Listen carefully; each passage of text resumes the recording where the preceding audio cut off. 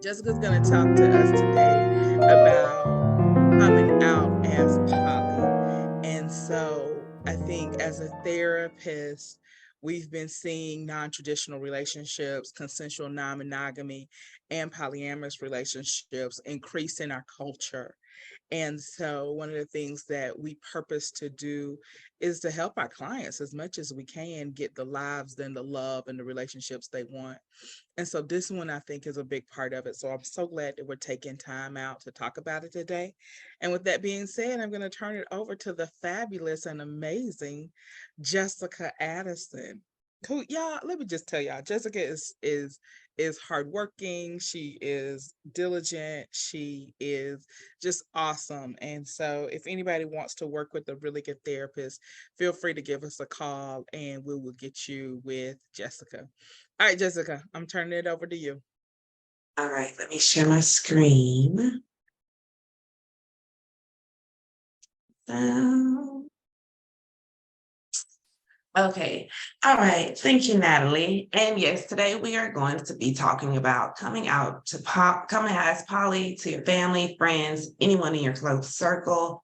But before you start that conversation, I want you guys to really be equipped of knowing who you are and what kind of relationship you're in, so you know what you're talking about and you can stand firm and confident on what you're talking about. So when you think of poly, a lot of people think of swingers and we're just all having orgies and things of that nature. They don't Mm-hmm. think it's really serious. So there's Right. different types of polyamorous relationships. So I'm going to go through a few of those and you can kind of see where you fit in it. So you can kind of put a label to what you're in.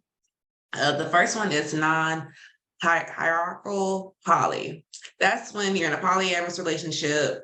It varies in the type, sexual, asexual, romantic, and there's no significance. It's just everyone's equal, same equal energy. There's nothing special. Nobody's one-upping another.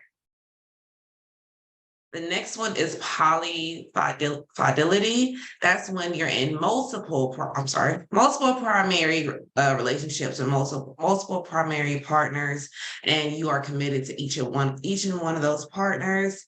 You can categorize it as a triad, quad, V-triad.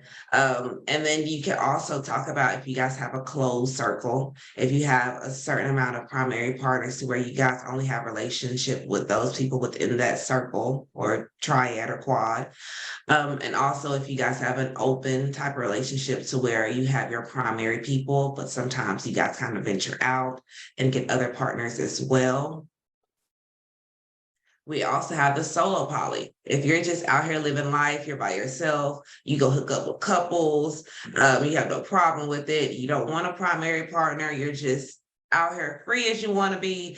That's totally fine. You are a solo poly, and this can be good for anyone who don't want to be limited in their time, their energy. They don't want to show any type of dedication and commitment, and that's really good and really big of someone, because if you know that you don't have the time and you're not a commitment type of person, it's a very responsible way to kind of know who you are and give that disclosure to everyone else.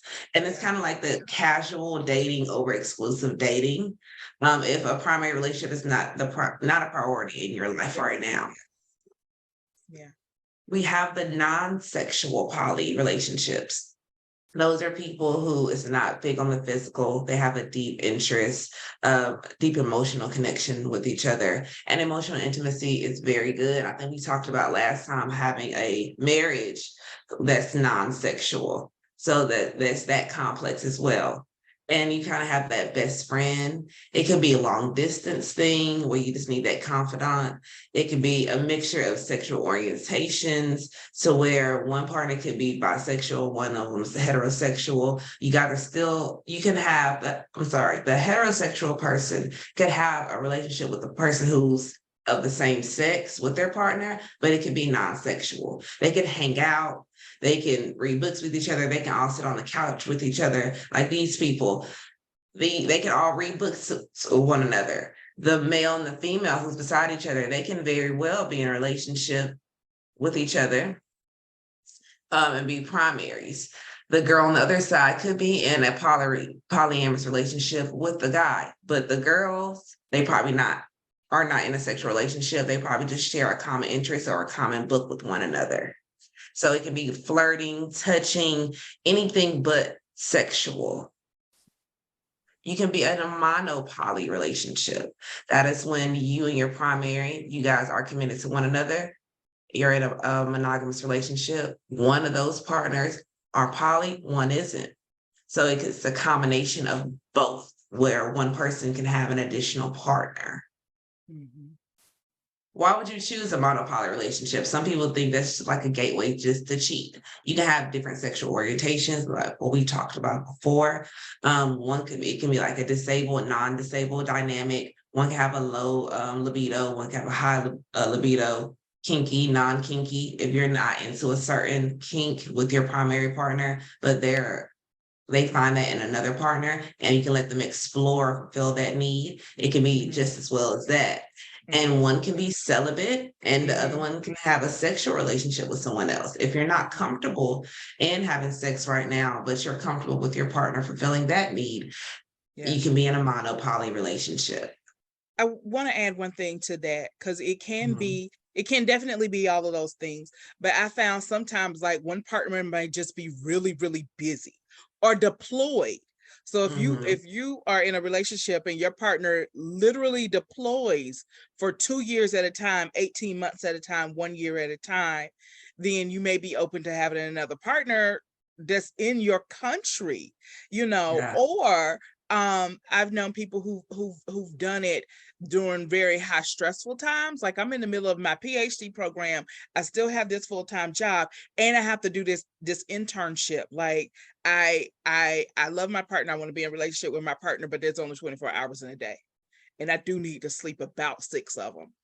And so sometimes it can be those type of things as well. It can definitely be all kind of sexual and dynamic and with that, but sometimes it's just like life just ain't easy sometimes. Like, Mhm. and sometimes it's not conducive to a relationship, and some partners may be um want to be more connected at a time where a partner just doesn't have it for whatever reason. So okay, go ahead, Jessica. I just wanted to jump in on that because I've seen that. Mhm. So before, since once you considered what you are, you and your partner, then you're kind of ready for the conversation. Okay, you know who you are, you know how to come out and proud if you're solo poly, mono poly to your friends and family. So things you can kind of consider before the conversation is, what are you anticipating in this conversation? Do you want understanding? Do you want them to see you in a different light and respect that and honor that? Do you want them to kind of welcome your other partners with open arms? What are you wanting out of this conversation? And then a lot of stigmas about poly. A lot of people turn their nose when you say polyamorous. So, what stigmas do you feel like you're going to have to defend in coming out as poly and be ready for that? And later on, we're going to be talking about getting ready for any and every reaction from those loved ones. How much of your relationship plays in your everyday life? Like, is this something that you need a conversation in general, or is it something that you can kind of keep to yourself? Mhm. So with that, there are pros and there are cons of coming out. To be real, I don't want to tell you guys there's nothing wrong about coming out, because you are going to come across a lot of backlash. So first, the pros for coming out is being free from secrecy, not feeling like you have a chip over your shoulder. You have this hidden secret that you're hiding from everyone, because you're not going to be your full self if you know you're hiding something, no matter how good of a poker face you have. You can take this time to educate your family and friends about polyamorous, so they can kind of break those stigmas that they had prior to knowing what polyamorous was.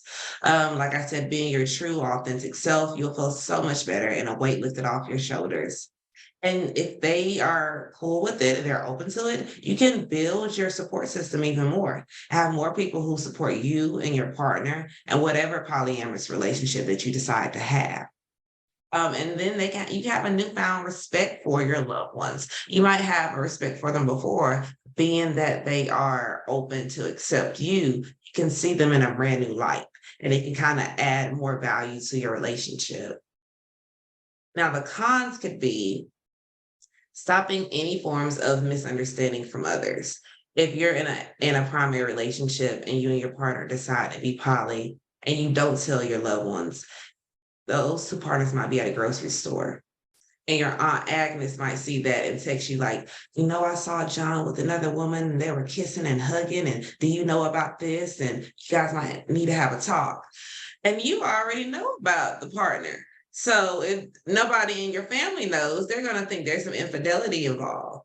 So stopping those rumors and all that drama it can be something that you kind of need to look into in wanting to come out. Change of a family dynamic and with your friends. You might have a close friend, and in coming out as poly, they might not want to hang out as much. Their body language, the way they text you back might be different because they're not keen. They're not agreeing with your lifestyle. And a lot of times that happens. And a lot of times when you come out, not even as poly, the whole dynamic can change. And worst case scenario, you could lose that relationship. Someone who you've been knowing all your life, family or friends, they might not can conform to the lifestyle you have. They might not be welcome into your partners. They might not even want to be around you. And we're later going to talk about how we can cope with that, but that relationship might be lost. So guess who's coming to dinner? With that was really good. Go ahead. I'm sorry. I just love that. All right. I'll let you know what tools you can bring to that dinner or, living room, wherever you go to come out. And side note, I recommend, because there's going to be a range of emotions, don't do it in a public place. I'd rather you be in the living room and not even on the phone. If you want to do a Zoom conference, you can do that if distance is in the way. But don't do it in a public place because we don't know what's going to happen. Right. Okay, so with that, the tools to come out as poly, we have 5 of them. First one is deciding who deserves a conversation. First, we have to think about who are we going to come out to? Yeah. Look at the criteria of that person. Like, are they an open-minded person? Are they super religious? Are they a Bible thumper? Do you guys always get into like arguments all the time about the simplest things? Do they have an open mindset? How influential is this person in your life? Like we talked about Agnes. Is this a family member to where you guys don't even talk when you have cookouts at family reunions on Thanksgiving? They're just somebody you're related to. Do they really need to know what's going on in your life? Probably not. Probably not. And I want to go deeper on that for a second, because if they disapprove, what does that mean? So if I'm renting a house from my aunt, and then I tell my aunt, yeah, this is my new girlfriend and this is my new boyfriend and we all gonna live in the house together, she could be like, I don't want that saying in my house, y'all got to move out. And so I think like you really do need to think, who am I disclosing to and what are the ramifications in that? Like, we're in the South, we're in the Bible Belt. And some of you guys may be hearing this from other states, but there's some religious tones that run through our culture that I think we have to be aware of, and that there can be still some kind of extreme reactions to things that we do. So, okay, thank you. And then just to talk about that, I know we're going to touch on a little bit later, like that person who disapproves and not approve you for like housing. And since we're in the South, a lot of realtors are like really religious. So the word of mouth of don't rent to these people, that's a very real situation that also happens as well. So kind of be mindful of who you come out to, and are you guys even close? Yeah. Okay, so tool number 1, come on, is deciding who deserves a conversation. Okay. Tool number 2 is decide what is relevant information. If this is just a sexual relationship that you do on the weekend or when you're out of town, there's no need to have a conversation because it's not that deep. Nobody wants to know what your mom and dad don't want to know about your sexual endeavors. They really don't care. Now, if this is they might care, but they don't need to know. They don't even know the details of how you was, how many people, what night. They don't want to know all that. Right. Now, another polyamorous relationship that I didn't touch on in the previous slides that I want to touch on is if this is a relationship where there are children, you have children, you're in a polyamorous relationship with other people who have children, or even if they don't have children, if you want them to be influential and help out with your children, this might be categorized as an extension Mhm. of your family, if you will. Now, if Mhm. that's the case, it's definitely needed because we need to know who is all part of our Yeah. village before poly and after poly. And Mhm. sometimes those people might need to, like when you co-parent, they might need to work together when you have something going on. Mhm. They might need to bond together. So it's this discussion that needs to be made. And you need to know who's coming to dinner. So you know how many Yeah. people to account for at the table. Right. And I want to jump in and educate on that for a moment because I think a lot of people be like, y'all gonna do poly in front of the kids, y'all gonna like da da da da, Mhm. y'all are gonna Yep. damage the kids. It's called defects. And the studies actually show kids in polyamorous families do really well. And that is Yes. because there's more support. So when mom number one gets tired or she gets stressed or she gets short tempered, she can tag out and tag mom number two in. Mom number two can tag out and get daddy number one. Like there's literally like more support, more oversight. Usually sometimes there's more resources. And so the Yep. kids in those families actually do really, really well. But I think our gut instinct, especially people who grew up in very conservative households, will say, "Oh my God, the kids are going to be damaged." And I just need to know Yeah. the research says that is not true at all. That is not true at Yeah. all. It's more people in the household, more people to watch the kids, more people to do things with the kids, more people to give the Mhm. kids attention. So, okay. All right. I just want to make Yeah. sure people know that. Okay. All right. We got 5 minutes left, Jessica. So I think Okay. we're going to do tool number 3, and then we're going to have to Yes. leave the people waiting Oh, for the yes. next 2 tools. Okay. Go ahead. Okay, so tool number one and two. Tool number one, deciding who deserves a conversation, and tool number two, when you have a conversation, what is relevant information. Tool Mm-hmm. number three is be honest.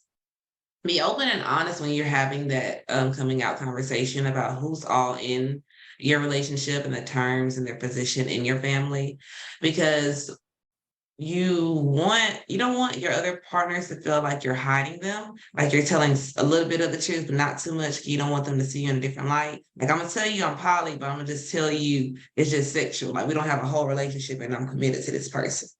So that Mm-hmm. goes to like the polyfidelity. If I'm in a polyfidelity relationship and we talked about that is when you have multiple primary relationships, I'm not Yeah. gonna play you like you just a kink to me. Yeah. You're not in my family. You don't spend time with my kids, because that can be a whole nother can of worms that you're gonna open Mm-hmm. up Yeah. in your relationship. So if you're gonna come all out, Yeah. be open and honest about who you are, who's in your life, who's in your kids' life, who's going to be in your family's life as well. Because it's like they're getting new people in their life too. Yeah. They're adding more people to the family tree. Yeah. So yeah, I, be open and honest. yeah. I want to that pulls up a point for me that I don't think a lot of poly people are thinking about is okay, if we're going to do something like polyfidelity where everybody's equal, when it comes to legal matters, we still got to have a point person. You know, we Mhm. can't have 5 people making the final decision. We still got to have a point person. And so I want people to sit down and get clear on that. Okay. And it might be different people in different areas. Okay. This is the point person on financial matters. This is the point person on medical issues. This person has my power of attorney for this, but kind of get really clear on what those things are. And then also, if we're going to come out to the family members, friends, and family, they need to know, I've designated this point person as my medical point person. So if something happens, everybody, they have the final decision, and kind of be Yeah. real clear, because that's when stuff get messy. We don't know who in charge or who's the point person, and you got 5 husbands. So what does that mean? Who gets the? Y'all know I'm being a little facetious, hopefully to make you laugh. But like these are really kind of things that we run into and we don't think about. And we all want to live forever, but that's not realistic. And so we got to make plans for that. And so as we're doing these relationship changes, I just also want people to be kind of more cognizant. Okay. All right. So Jessica, we got 3 minutes left. So what do you think out of all of everything, what do you want people to know most of all? All three. I would say deciding who to come out to, it will be for me because I feel like when you know who to come out to, being honest will be easy. Mhm. Wanting to reveal everything, all relevant information will be easy because that's someone who you trust with the information.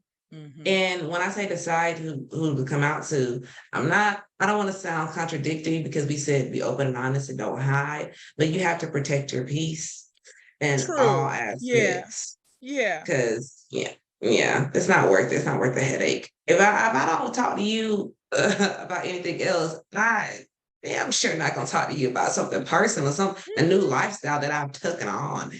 No. Mhm. No, I mean, and even outside of poly relationships and not and consensual non-monogamy, I have sometimes just regular couples, like heterosexual couples in the office, and they've disclosed something about their lives to a family member. Why would you tell them that? Like Mhm. this is your relationship. So there's no need for you to tell your mama that y'all ain't having sex. Like, why would you say that? Um, or why would you tell your daddy that y'all broke? Like just like you've got to just kind of honor the relationship and really think about it, like, and who needs to know what.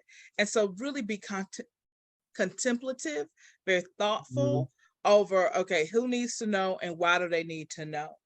Yeah. And I think all of us has something inside of us that wants to please our family and please our parents and everything. So I just want everybody to take a breath. Like, what am I doing? Why am I doing it? Like, what's the purpose? What's the reason? How's this going to serve me? How's it Mhm. going to serve us with that? You Okay. can tell them we have or if nobody has signed up already for the meetup group that we have. So we Yeah. can let them know the other tools about being poly tomorrow at 11 o'clock. Right. Okay. All right. All right. And so that would be going to meetup.com and looking for our group, Yes. which I think is Atlanta Polyamory. Yes. So, yeah, and you should see Jessica and I and my face on there. And we definitely will go through all of the tools tomorrow for this presentation. So thank you everybody for joining with us today. And we Thank you. look forward to hopefully working with you guys in the future. All right. Bye-bye.